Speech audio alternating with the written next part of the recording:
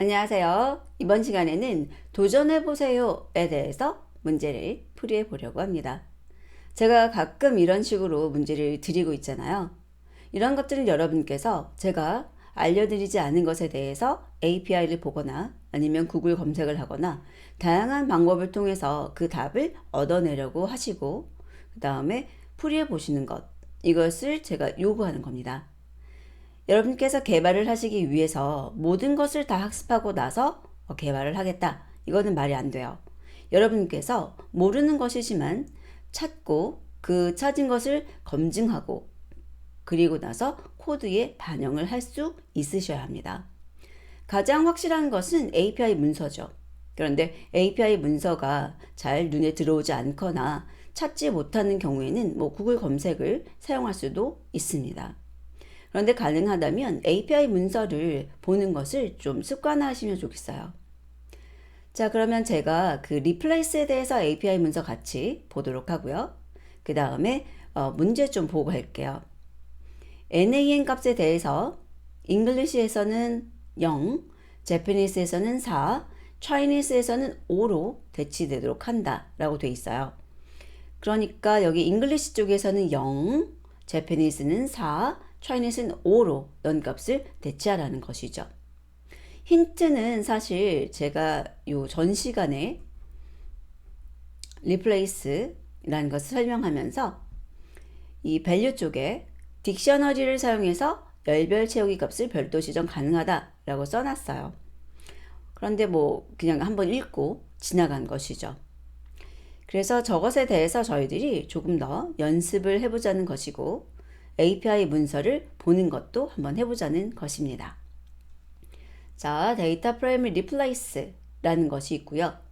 이 리플레이스를 만약에 여러분이 진짜로 사용해야 된다라고 한다면 이 각각 리플레이스 대상, 그 다음에 value 이런 것들 사용 방법에 대해서 좀 보셔야 돼요.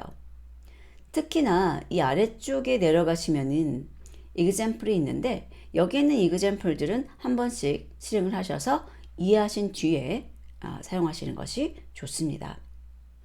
그래서 가장 간단한 예제부터 나와 있는 거죠. 시리즈가 하나 있는데 그 시리즈에 replace를 하는 거예요. 0을 5로 바꿔주는 거. 그래서 원래는 value가 0부터 4지만 0을 5로 바꿨기 때문에 5부터 4로 나오고 있는 것을 확인할 수가 있고요. 그 아래 보면 딕셔너리 사용을 했죠. 그래서 A, B, C라는 것에 대해서 컬륨명이고요. 각각의 컬륨에 0부터 4, 5부터 9, A부터 E 값을 가지고 있어요. 그런데 여기에서 0을 5로 바꿔라 라고 할 수 있다는 거예요. 그러니까 여기 0이 다시 5로 바꿔져서 출력되는 것을 볼 수 있습니다. 그래서 이제 간단한 예제, 시리즈랑 데이터 프레임에 대해서 나오는 거고요. 그 다음에는 리스트 사용하는 거. 여기 보시면은 리스트를 사용하고 있죠. 그래서 0, 1, 2, 3을 4, 3, 2, 1로 바꾸는 거 나와 있고요. 그 다음에 채우기 하는데 백필이라는 것을 이용해서 채우는 것도 나와 있고요. 그 다음 딕셔너리를 주어가지고 0을 10으로 바꾸고 2를 100으로 바꾸는 거죠. 그리고 여기 보시면 A에 대해서는 0으로 B에 대해서는 5로 변경을 하는데 그 변경 대상을 지정한 거예요. 뭐냐면은 실제로 여기에 위치는 뭐냐면은 to replace. 그러니까 A에서 0번 0이라는 거, B에서는 5라는 값을 100으로 바꾸라는 거죠. 그래서 여기 보면은 A에서는 0이라고 돼 있던 것이 100으로 바뀌었고 B에서는 5라고 돼 있던 것이 100으로 바뀐 것을 볼 수 있습니다. 그리고 그 아래쪽으로 가면은 또 딕셔너리인데요. 딕셔너리 속에 딕셔너리가 있어요. 그러면 이 앞에 있는 것은 이제 컬륨명 A라는 것에서 0을 100으로 4를 400으로 바꾸라는 거죠. 그래서 0은 100으로 바뀌었고 4는 400으로 바뀌었죠. 이런 식으로 지정할 수 있다는 거예요. 그리고 여기 to replace를 사용하는 방법인데 regular expression을 사용한다. 요것도 재밌어요. 저희가 이거 살펴봤잖아요. regular expression true로 주고 그 다음에 대상하고 값 지정하는 거. 그리고 여기서도 보시면은 딕셔너리로 A 컬륨에 대해서 대상 지정하고 또 A 컬륨에 대해서 value 지정을 했죠.